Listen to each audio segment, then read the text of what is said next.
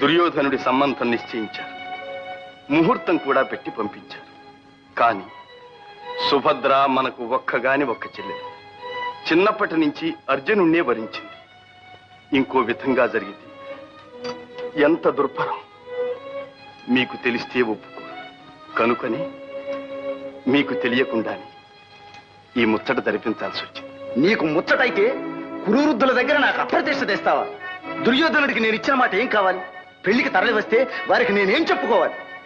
అదేమిటన్నయ్య, ముందు నాకు కావలసింది మీ పరువు మీ గౌరవమేగా. దానికి లోపం రాణిస్తానా? రాని ఇక చేసింది ఏమిటి? ఏమిటంటే ఇదిగో. ఇదేమిటి? ధృతరాష్ట్రుల వారికి రాసిన 2 శుభలేఖలు ఇక్కడే ఉన్నాయి.